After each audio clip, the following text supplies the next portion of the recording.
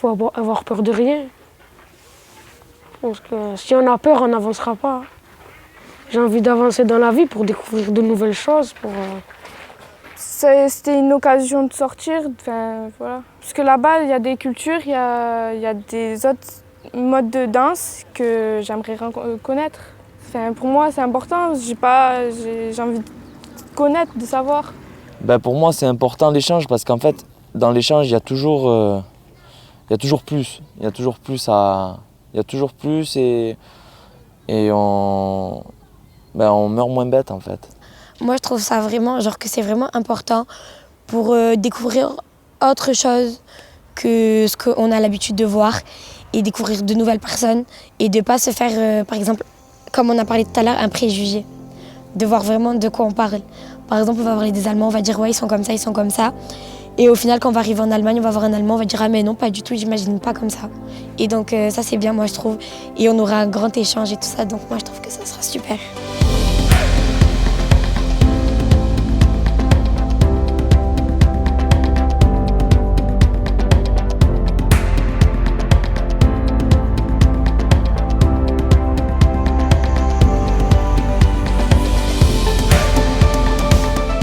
L'idée, c'est de les sortir de leur quartier, de leur cité. Comme on vous l'a dit tout à l'heure, certains, bien entendu, n'étaient jamais venus sur l'île du Frioul.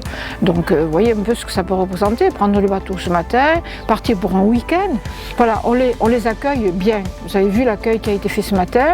Pour eux, c'est une expérience inoubliable, parce que voilà, on les a respectés, on les a bien accueillis, et du coup, vous avez vu comment tout se fait dans une fluidité. Chacun a pris ses responsabilités, voilà. Ils sont là pour apprendre à être autonomes et les rendre responsables, c'est-à-dire qu'on les charge d'une responsabilité pour l'avenir, voilà. Ce goût d'avenir dont je parlais tout à l'heure en introduction, voilà.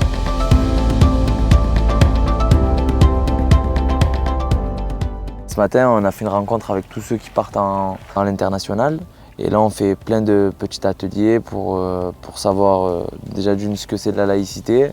Ce qui est bien aussi, c'est qu'on fait énormément de petits ateliers. Ils séparent les groupes pour qu'on puisse se connaître et encore une fois, de l'échange. Un chantier de jeunes ou un échange interculturel, ça dure entre 4 jours et 15 jours. Donc c'est vraiment des projets qui durent 1 an. Où on mobilise les jeunes pour évoquer des questions en lien avec la citoyenneté ou l'engagement des jeunes. Et c'est ce projet global qui fait qu'il va y avoir un impact. S'il y avait seulement de la mobilité, ce serait beaucoup plus compliqué, les impacts seraient moins forts. Bon, les 2 autres bâtiments, c'est quoi? C'est le quartier. Quartier? On bouge rien? Non. Comme elle a dit, plus il n'y a pas d'argent, moins il y a du travail. Alors que plus il y a de l'argent, plus il y a de la réussite. Oui, mais est-ce que c'est normal ça? Non, c'est pas normal. C'est pas normal, mais c'est comme ça. Il y a des pays où on ne payait pas d'impôts. Dites-moi lequel, j'y vais tout de suite. Au Maghreb. Certains ne payaient pas d'impôts. Donc ça serait pas logique si dans un lieu musulman on portait quelque chose qui serait, je sais pas, catholique ou juif. En France, vous avez le droit, si vous ne choquez pas volontairement, d'entrer où vous voulez avec le costume que vous avez. Le vêtement est une liberté dans notre pays. On a le droit de s'habiller comme on veut. Et c'est important. J'aime pas trop le dire parce que c'est un peu des mots vulgaires ou des mots tendance aujourd'hui, mais la question du vivre ensemble, de l'acceptation de l'autre, j'ai l'impression que c'est compliqué. Et c'est compliqué à cause de pas grand-chose en fait. Parce que je crois qu'il y a besoin d'expliquer, d'informer, de les accompagner, de les associer, ces jeunes. Les stéréotypes, pour moi, c'est, je sais pas, on va dire le Tunisien, il est comme ça, le Français, il est comme ça, alors que non, on est tous des humains et c'est comme ça.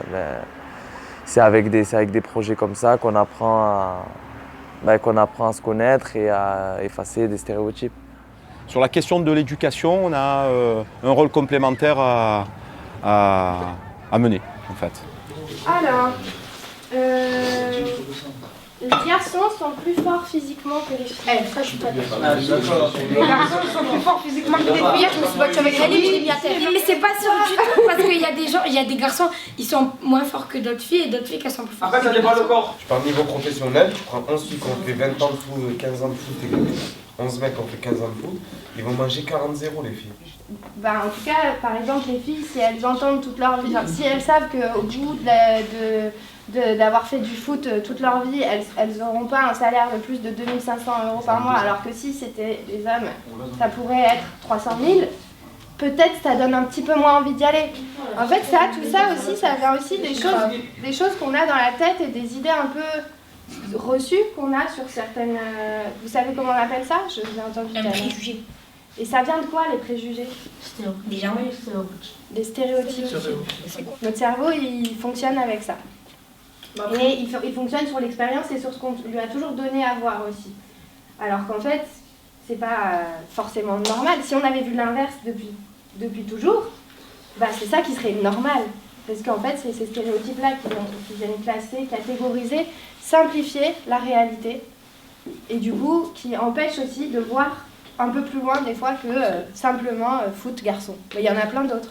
Il faudrait qu'on arrête de faire des préjugés, autant les femmes que les hommes, parce que voilà, genre qu'on dise oui, les hommes ils sont...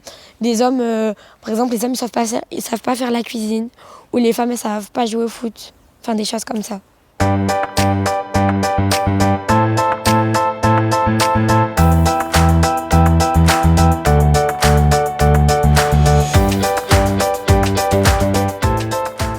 La discrimination, c'est une thématique qui nous paraît évidente en fait, de déconstruire des stéréotypes et des préjugés déjà à notre niveau local, au sein du quartier, pour ensuite permettre aux jeunes de passer à un niveau un peu plus international, mais ils verront que en fait, les sujets dont ils ont traité dans le cadre de la discrimination sont les mêmes problèmes qui sont rencontrés partout ailleurs.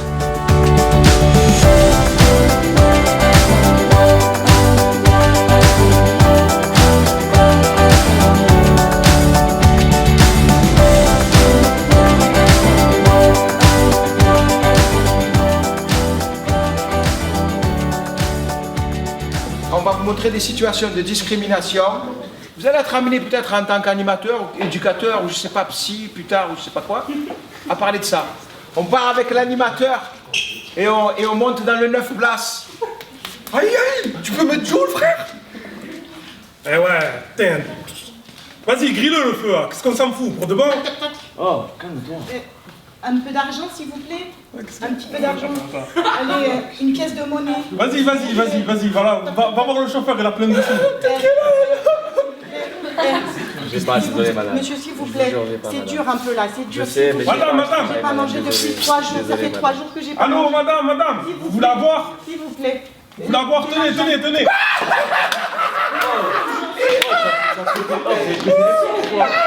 Ah mais tu vois pas que c'est des races de chiens ça, qu'est-ce qu'on s'en fout là? Comment tu parles? Et quoi, y'a quoi? Et lui il les défend là, il défend ces races pourries là. Alors, qu'est-ce qu'on a vu? Allô?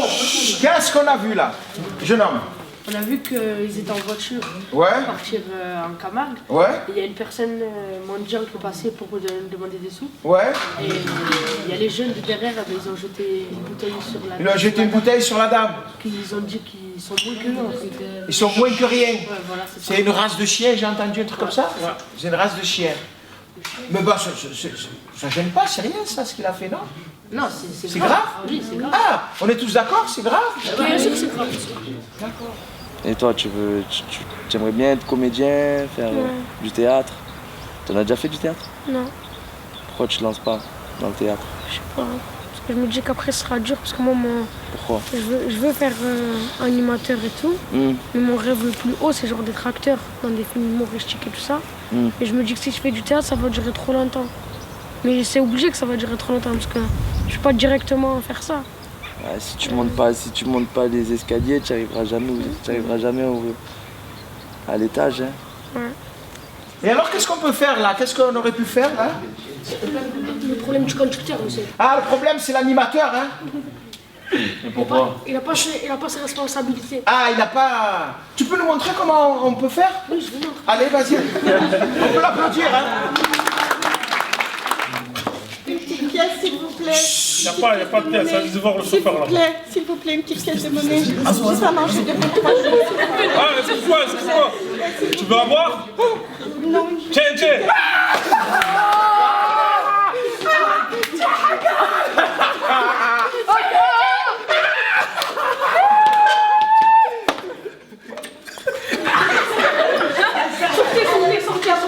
Comment sortez? Sortez tous. Il y a quoi? Qu'est-ce qu'il y a? Mais qu'est-ce qu'il y a? C'est rigolo. Regarde. Mais ce qu'il a, mettez-le à leur place, mettez-vous à leur place. Frère, c'est une Roumaine. Et alors, elle a besoin de sous. Donnez-les des sous, donnez-les. Ils ont des dents en or et tout là, c'est chiant. C'est bon, frère. Non, ils sont malades, ils ont pas de dents, c'est pour ça qu'ils ont des dents en or. Vas-y, roule. Ah, vas-y. Toi aussi, tu rentres à pied, voilà. Ok, stop, restez là. Ok. Ils vont pas écouter. Au fil et à mesure du temps, là, on se rend compte que les jeunes, ils ont un regard un peu plus critique, mais constructif. Avant, c'était juste la critique, la moquerie, voire de la discrimination. Maintenant, c'est plus pour attention, là, on a repéré une discrimination, il faudrait plutôt faire ça, ça se fait pas, voilà. Par exemple, on a eu des situations ce matin où la scène du Roumain, par exemple, de la Roumaine qu'on lui jette la bouteille dessus. C'est une personne qui est comme nous, qui est humaine comme nous. On a entendu des phrases comme ça. Il y a 1 an en arrière, on n'aurait pas entendu ça. Ou on aurait vu des jeunes rigoler. Et c'est là où on voit qu'ils ont pris en maturité et quand même ils ont de la bonne réflexion. Les homosexuels, ça va, ils ne sont pas discriminés. Si. Ah ouais? Mais où? Ici, il n'y en a pas dans le quartier de toute façon. Moi, ça me choque. Je dis ça, j'extrapole. Mais il n'y a pas d'homosexuels dans les quartiers. C'est pas vrai, il n'y en a pas. Comment ils font pour vivre alors? Comment ils font pour vivre? Non, on les connaît pas. Ah, voilà, ils se montrent pas, on les connaît pas. On les connaît pas. Moi, j'ai déjà vu. On les connaît, mais. Non, moi, j'ai déjà vu. Alors, si on l'envoie un, qu'est-ce qu'on fait ici? On le laisse. Certains le laissent.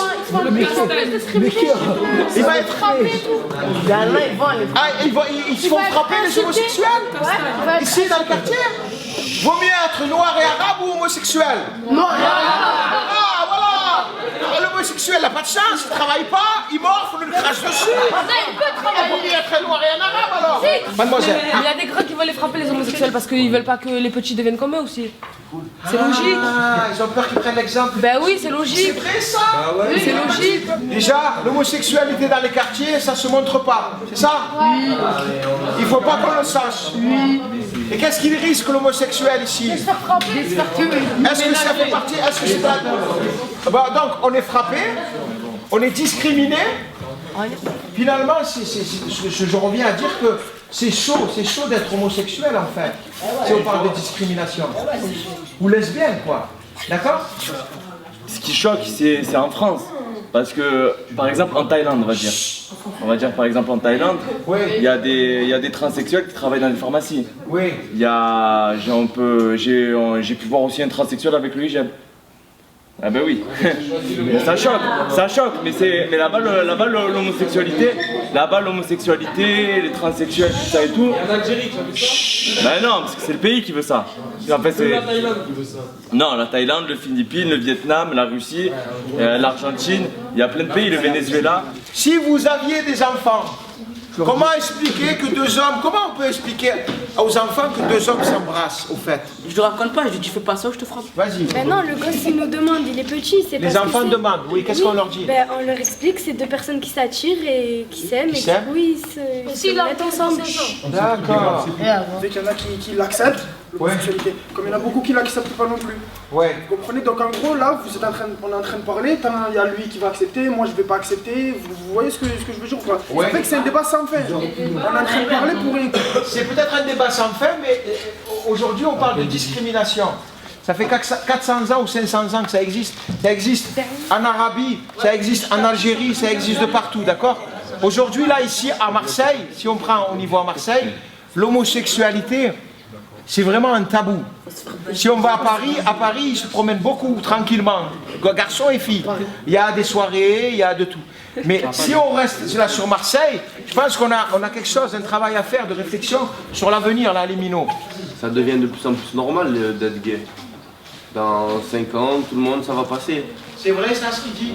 Il y a les gens là qui parlent de ça, ils vont de plus en plus dans les primaires, dans les classes des petits, ils en parlent, pour que le petit, une fois qu'il grandit, il se dit c'est normal. Ouais, c'est un choix. D'accord, il y a tout le travail pédagogique à faire là, à l'école élémentaire.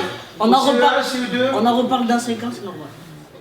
Ben, j'étais juste derrière lui, j'en ai la chair de poule. Ça m'a plu ce qu'il a dit parce que il a eu des réactions, ce jeune. Et quand même, comme il le dit, il y a de l'espoir. Hein. Ça va devenir beaucoup plus facile pour chaque individu, d'où qu'il vient, de s'insérer, de s'intégrer, d'évoluer dans cette société avec toutes les différences, puisqu'elle est plurielle et qu'elle est riche de tout ça. Et si on n'est pas conscient de ça, on se renferme. On reste assis ou contre le même mur de béton, quoi. Et on ne voit rien. C'est pour ça qu'il faut les sortir de ça.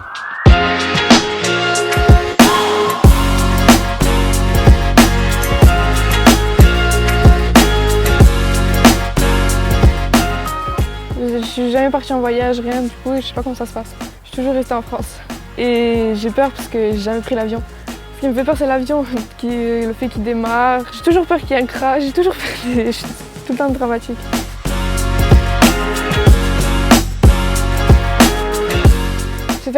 Mon objectif principal, c'est la danse, c'est découvrir la danse qui se fait là-bas, qu'est-ce qu'ils peuvent m'apporter et qu'est-ce que moi je peux leur apporter.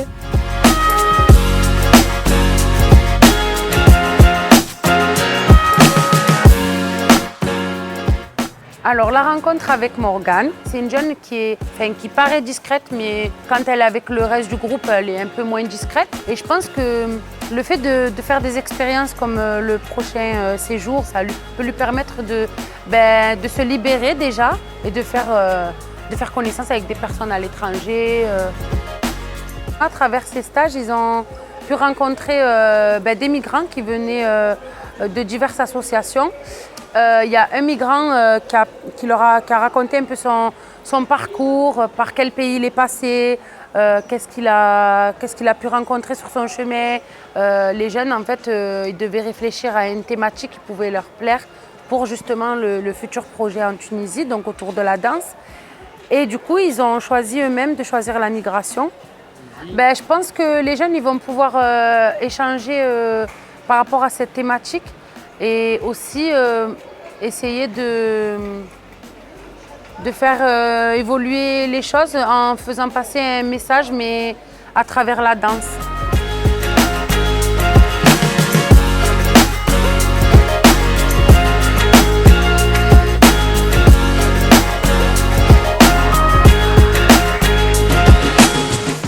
Les objectifs de ces échanges, il y en a énormément. Le premier, je dirais que c'est de créer de manière un peu artificielle en fait, un contexte d'interculturalité très fort. Parce qu'en fait, l'interculturalité, c'est pas que dans des échanges internationaux, c'est au quotidien, quand on va dans un autre quartier, quand on va dans d'autres milieux sociaux. Mais là, l'avantage de ces échanges, c'est que ça augmente ce niveau d'interculturalité et ça fait qu'en fait, on doit se confronter à des choses qui sont différentes de ce qu'on connaît d'habitude et donc ça crée des tensions en fait et c'est ça qu'on recherche dans ces projets-là, c'est de créer des tensions, créer des moments un peu d'inconfort pour justement faire que ces jeunes-là sortent de leur zone de confort, découvrent de nouvelles choses et finalement plus de tolérance par rapport à tout ce qui est différent ou ceux qui ne comprennent pas a priori. Souvent, donc dans les centres sociaux dans lesquels on travaille, ce sont souvent des jeunes qui restent beaucoup dans leur quartier parce que comme tout le monde, on aime bien être dans notre cocon, mais voilà, il y a aussi des difficultés à sortir même seulement à Marseille en fait, de son quartier. Donc l'idée c'est de créer une très forte mobilité pour qu'ensuite, une fois revenus, ces jeunes-là, ils n'aient aucun problème à prendre le bus ou en tout cas à sortir de leur environnement familier.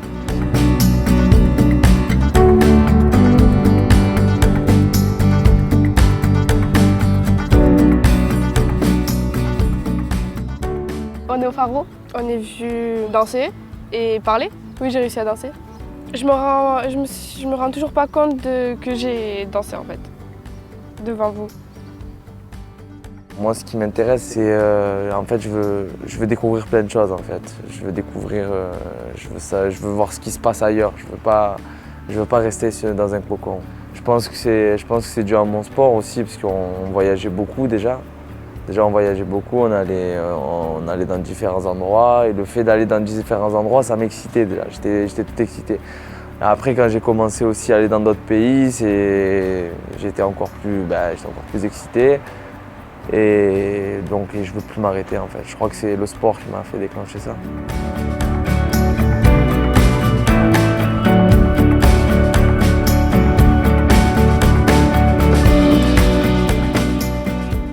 Voilà, en fait, le MMA, c'est de la lutte avec du kickboxing. En fait, c'est tous les arts martiaux réunis. À la base, c'était pas comme ça. À la base, c'était un judoka contre un karatéka, un boxeur contre un lutteur. C'était un peu comme dans Street Fighter. Mais maintenant, c'est devenu un sport. Quand je fais des initiations lutte au centre social, mon objectif, c'est de favoriser la confiance en eux. Et je pense que le fait que, exemple, le bouc émissaire arrive à faire tomber ou même déséquilibrer une personne qui craint, il va prendre confiance en lui. Et ça va l'aider. Et en plus, ce qui est bien, c'est que s'il arrive à faire tomber une personne qui n'arrête pas de l'harceler, je pense déjà que la personne, elle va arrêter et que je pense qu'on remet les pendules à l'heure.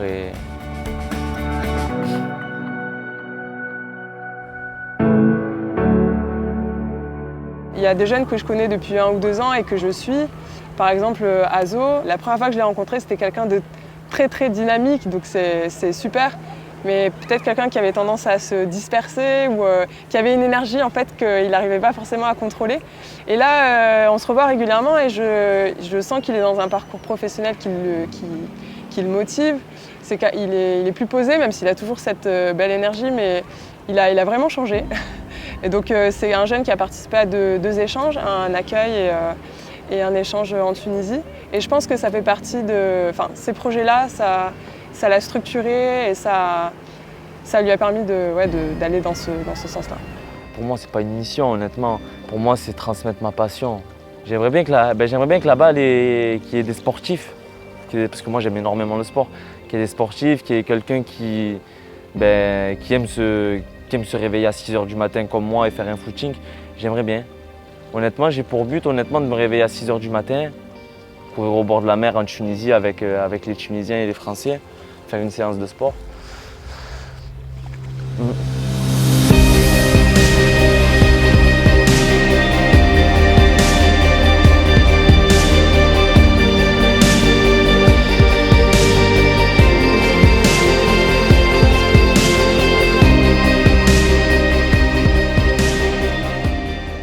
On est à l'aéroport de Marignane.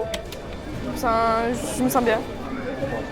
On atterrit à Tunis et après on va à Bizerte.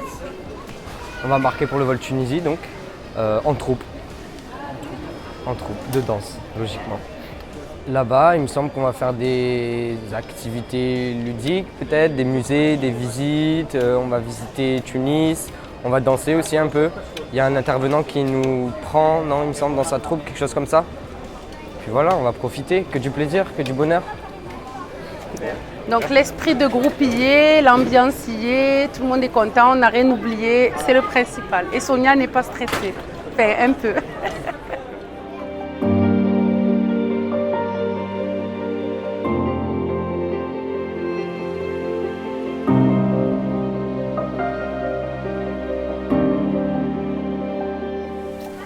Ben voilà, c'est le jour J, c'est l'heure J, c'est la minute J, on s'en va. Au revoir.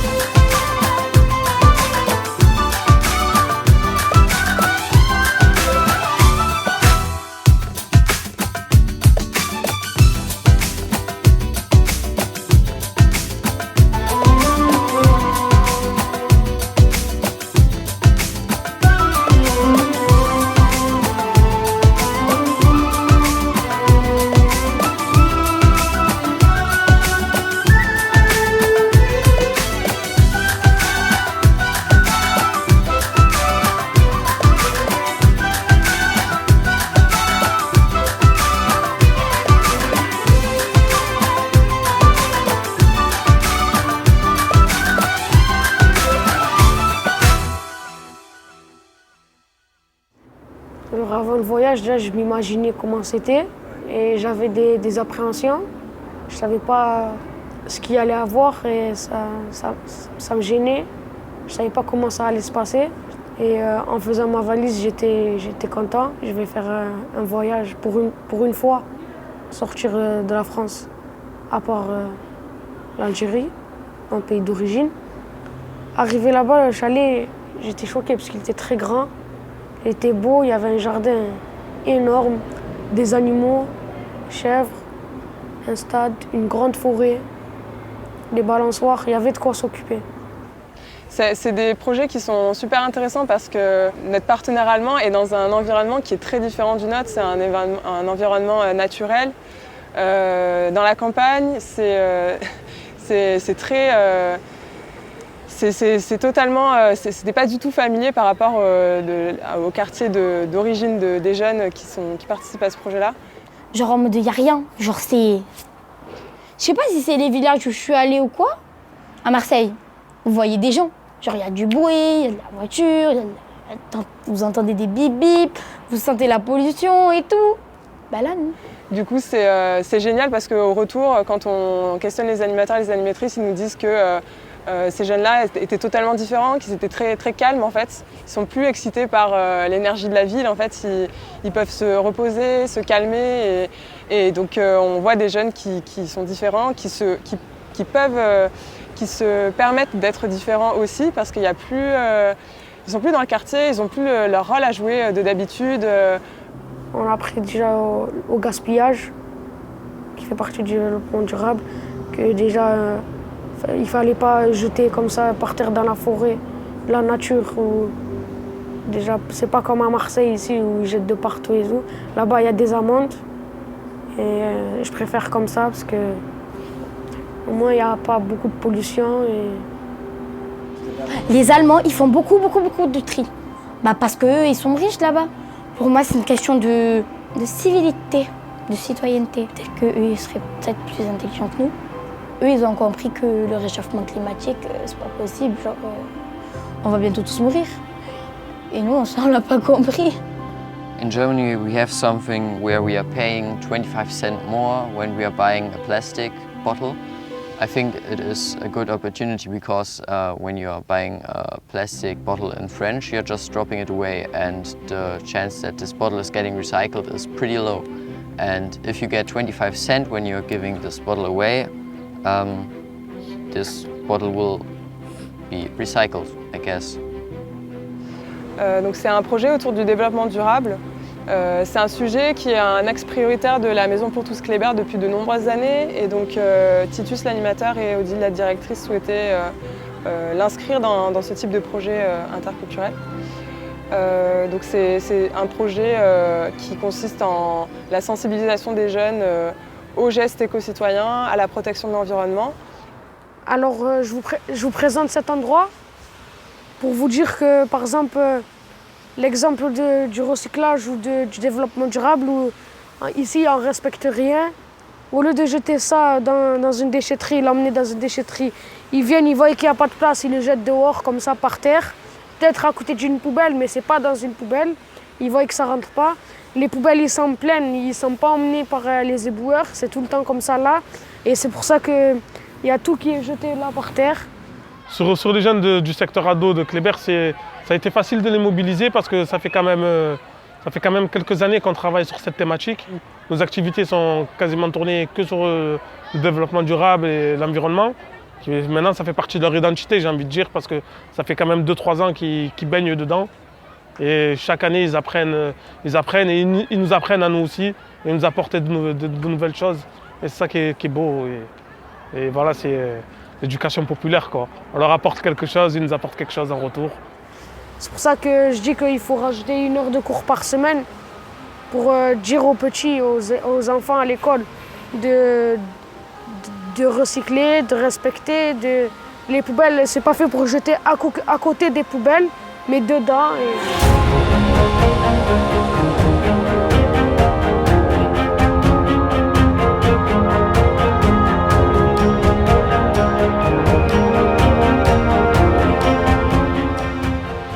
Cet après-midi, on a fait des ateliers sur l'environnement et le temps que met un objet à se détériorer. Et en seconde partie, on est parti dans la forêt pour ramasser des déchets. Ça nous permet de changer d'air, de quand on est en quartier ou à l'école et quand on est à la forêt.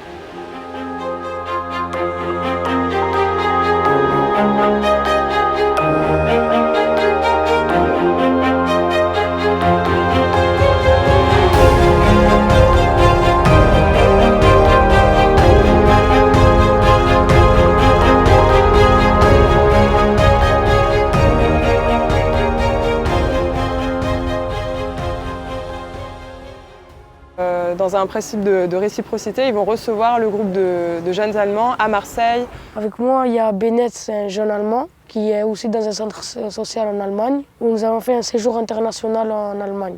Les Allemands nous invitent et nous, après, on les reçoit. Müssen wir wirklich laut sprechen, so ich sage wirklich Melissa, und dann muss ich mich erinnern, an wem ich das werfe, okay? Dann mache ich normal Melissa. Moi, je dis Bennett. Calista, et je le fais. Maintenant, je vais l'envoyer à la personne qui me l'a envoyé au premier tour, ok? On a mis lauter. Immer. Calista. It is nice to know some French guys. I think he's funny. Ah, he's aussi. He's aussi.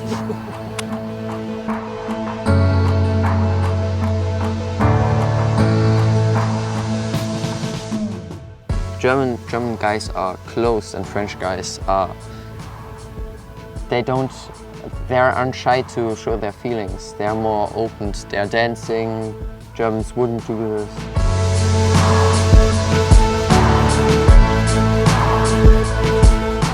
La question de l'échange interculturel, c'est un maillon de cette chaîne. C'est juste pour mettre en pratique tout ce qu'on a appris. Et au retour, normalement, le regard a changé. Le voyage en Tunisie m'a fait prendre en maturité parce que j'étais indépendante, autonome. J'ai pu rencontrer à peu près une vingtaine de personnes. Après là-bas, on n'a pas fait que danser. On a aussi fait du jardinage. On a, parlé du vote. Mais ça m'a fait réaliser que la vie là-bas est plus difficile qu'ici en France et qu'on se plaint beaucoup pour rien ici. Alors qu'on a largement beaucoup plus de droits et de liberté contrairement à eux. Parce que je suis le genre de personne très réservée qui n'ose pas demander quelque chose ou même parler à quelqu'un que je ne connais pas. Alors qu'en Tunisie, j'ai fait tout ça naturellement. Grâce à Beka, grâce à la Ligue de l'enseignement, je pense que j'ai gagné énormément de confiance en moi. Parce que le fait de monter à la FD pour parler du projet de l'année dernière, devant des gens que je ne connaissais pas, il y avait des journalistes, il y avait des... Ouais, honnêtement, je transpirais à grosses gouttes. Hein. Bon, là, je transpire à grosses gouttes parce qu'il y a le soleil en face. Mais là-bas, je transpirais vraiment à grosses gouttes. La manière dont je parle maintenant, j'ai eu énormément de progrès. Avant, j'avais pas la posture d'un éducateur sportif. Et au fur et à mesure d'être avec Beka, je suis plus le même homme que l'année dernière. C'est un voyage qui m'a ouvert d'esprit. Je comprends mieux la vie, je comprends mieux le sens de la vie. En ayant vécu ce séjour-là, ils se sentent plus français. Alors qu'avant l'Allemagne, c'était ouais, je suis français, mais je suis algérien, tunisien, ou peu importe. Mais ils ne revendiquaient pas. Tandis qu'en Allemagne, ils revendiquaient, oui, je suis français. Et là, ils ne parlaient plus des origines et tout ça. Et ça, c'était un moment fort et c'était un moment important aussi. C'est qu'à l'heure d'aujourd'hui, ils s'identifient en tant que Français.